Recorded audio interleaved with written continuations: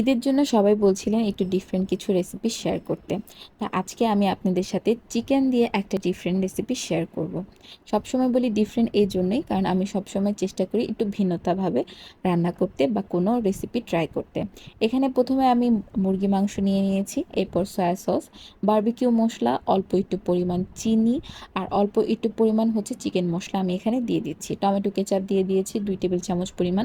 সবসময় চেষ্টা করবেন ভালো কোম্পানির কেচাপ ইউজ করতে, না হলে কিন্তু স্বাদটা নষ্ট হয়ে যায়। এখানে আমি 1/2 টেবিল চামচ পরিমাণ রসুন বাটা দিচ্ছি। এটা শুকনো মরিচ আর রসুনকে একসাথে ব্লেন্ডার করে রেখেছিলাম, সেটা দিচ্ছি। এখানে 1/2 টেবিল চামচ পরিমাণ হচ্ছে আদা রসুন বাটা অ্যাড করে দিলাম।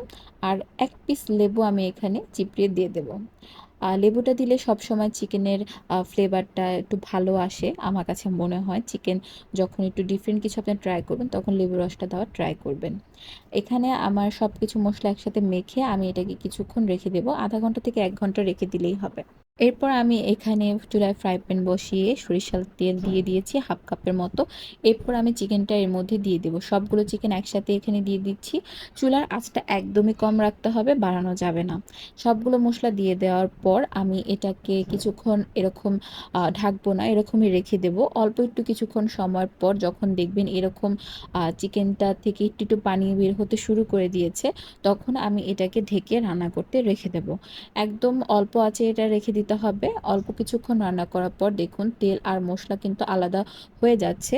এ পর্যায়ে হচ্ছে আপনারা চাইলে লবণটা চেক করে নিতে পারেন। যদি লবণটা আপনাদের কাছে কম মনে হয়, তাহলে কিন্তু লবণ এখানে অ্যাড করে দিতে পারেন। এটা দিয়ে আপনারা যে কোনো ধরনের রুটি বা নান রুটি বলেন, পরোটা বলেন, তন্দুরি রুটি বলেন, খেতে পারেন। খুবই ভালো লাগে। আমার কাছে তো ভাত দিয়েও এটা খেতে ভাল লাগে। জানি না কার কেমন লাগবে, কিন্তু আমি অবশ্যই বলবো আপনারা ট্রাই করে দেখবেন। ঈদের দিন এই জিনিসটা আপনারা যদি রাখেন, তাহলে অবশ্যই একটা রুটির সাথে রাখবেন, অথবা পোলাওর সাথেও খেতে এটা খুব বেশ ভালো লাগবে। যখন দেখবেন এখন তেল আর মশলা আলাদা হয়ে গিয়েছে, তখনই বুঝতে পারবেন চিকেনটা হয়ে গিয়েছে।